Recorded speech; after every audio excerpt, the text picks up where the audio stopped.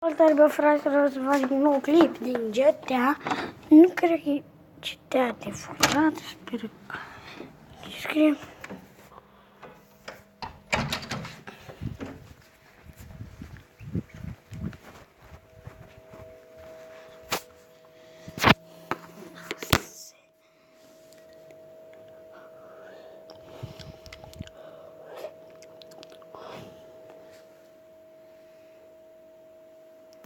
În caz de nebunie, nu știu.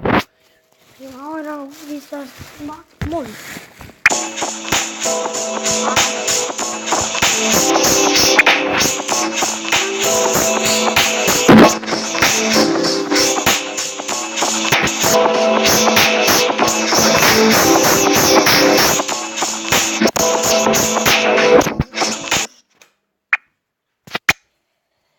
Dar nu știu să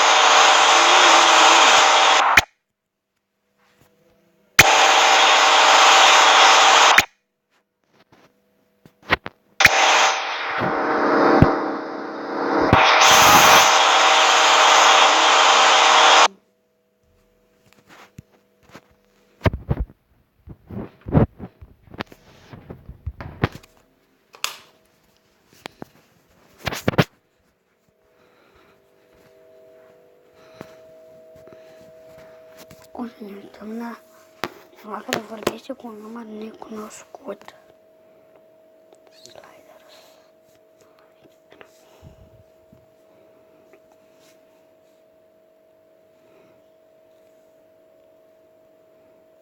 Uite asta. Oh my god, e lumina aprinsă. De capul meu.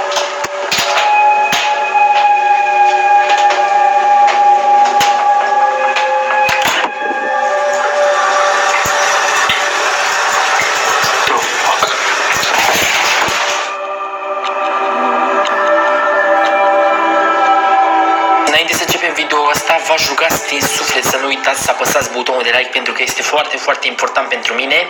Să strângem peste 10.000 de like-uri la acest episod, dacă mai doriți și o a doua parte, în caz că vreți să continui cu mesajele către acest individ. Nu pot să primim și o dată. După cum vedeți și pe ecran, i-am dat mesaj. Poți să ziceți că e fake sau ceva de genul, dar este real 100%. Habar n-am dacă îmi va răspunde sau ceva. Vedeți telefonul aici? Nu știu, are prea mare lumină, o să dau mai un. Din nou vă avertizez să nu dați mesaj sau să nu sunați la numărul ăsta pentru că ceva grav vi se va întâmpla. Puteți să citiți și voi pe internet despre numărul ăsta, fie considerat și interzis în unele țări, o să vedeți și voi pe acolo. Dar eu vreau să încerc așa de curiozitate, în România încă nu e interzis, să vedem ce se întâmplă. Hai să așteptăm până când ne va trimite ceva. Ok, băieți, am mai trimis un mesaj, băiatul nu prea răspunde, poate e ceva fake. După aproape 6 minute n-a zis nimic.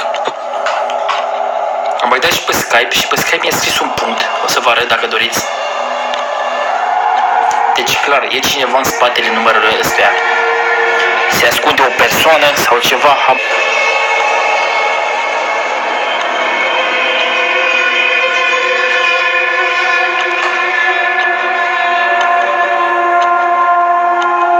What the fuck?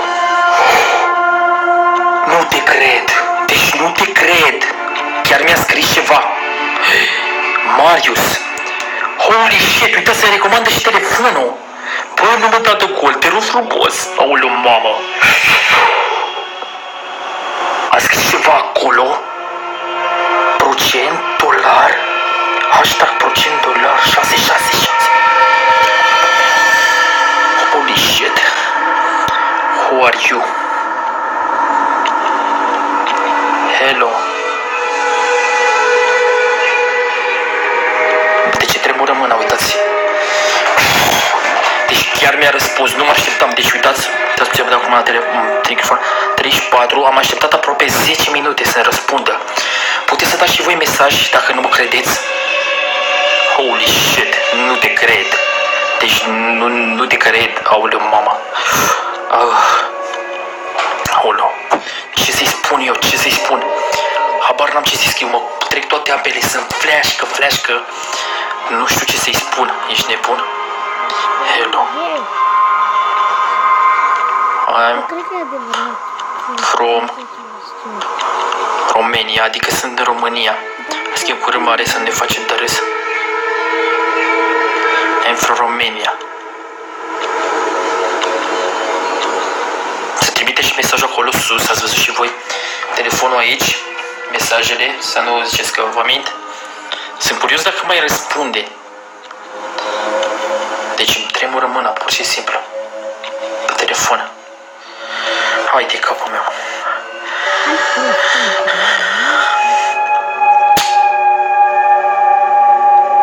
Puncte. Ce naiba să-i spun eu? Să-l întreb. I called you 3 days ago. 3 days erau? 3 days.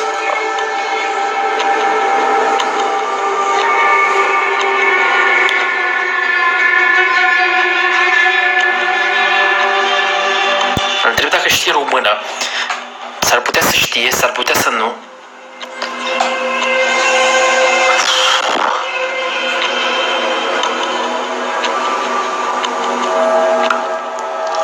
Hai de capul meu. Vorbesc cu cineva cu necunoscut.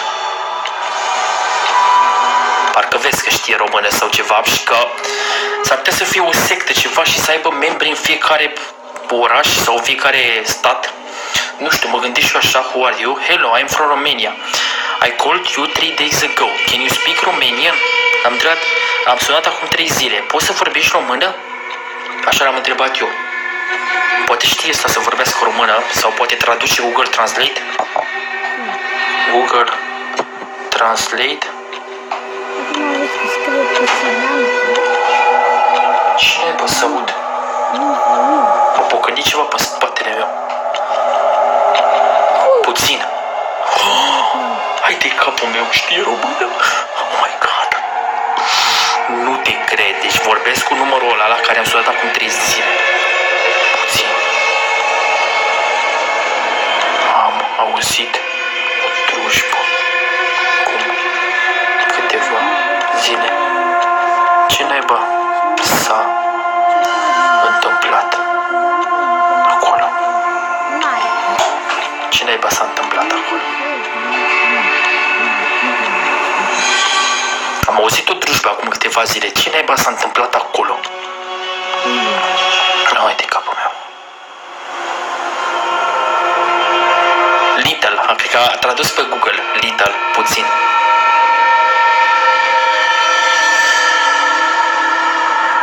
Nu e treaba ta. De capul meu. Bă, nu e treaba mea. Poftim? M-ai speriat de moarte. Speriat de moarte.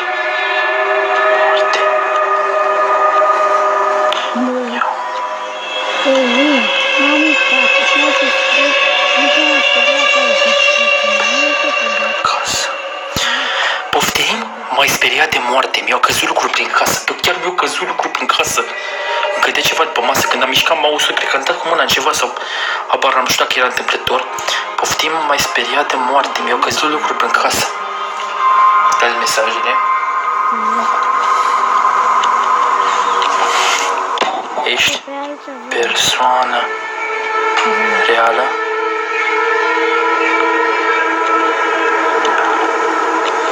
Și persoană reală? Nu te mai speria ca o fetiță. Bă, mi-e frică, pe bune. Uitați cum vorbește cu mine. Ești o persoană reală? Nu. Am fost. Acum mult timp. Bă, întreb-o mâna, bă, bune, vă spun, nu vă păcălesc. Cum a fost? Adică, ce s-a întâmplat?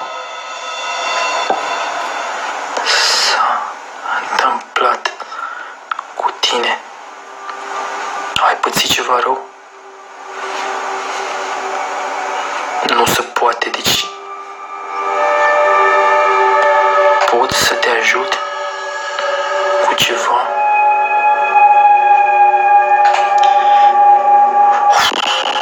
Nu te mai speria ca o fetiță, nu. Am fost acum mult timp. Și am zis, adică, ce s-a întâmplat cu tine? Ai pățit ceva rău? Poți să te ajut cu ceva?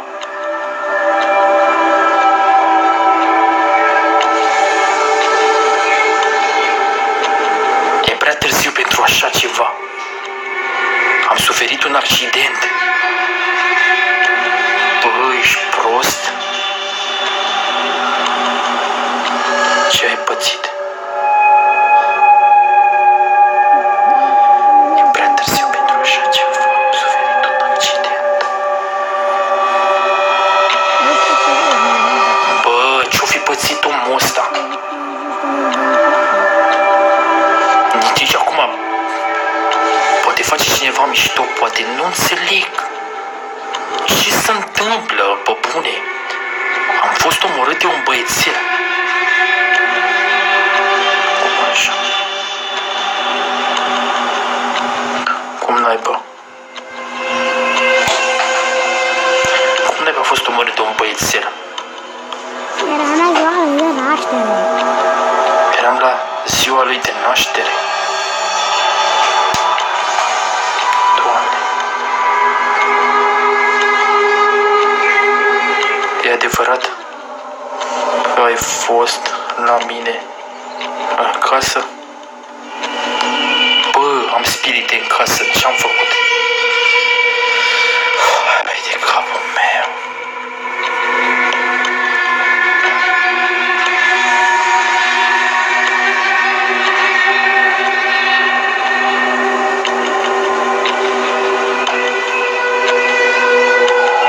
Eram clown, nu suporta clownii. Pot să fiu oricând.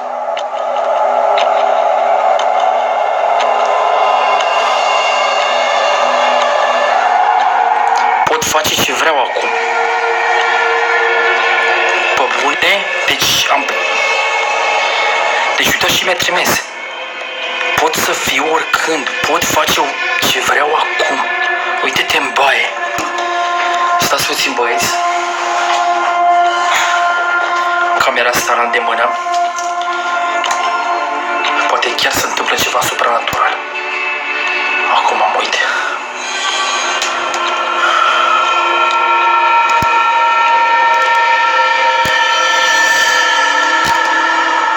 Ok, băieți.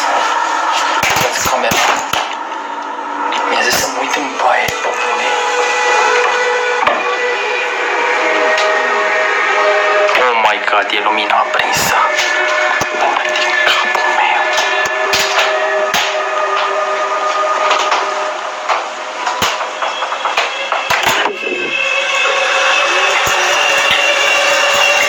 The fuck? Holy shit. Nu te cred. Deci nu te cred. Era lumina aprinsă în baie. Nu te cred. Nu te cred. Nu te cred. Nu te cred. Era lumina.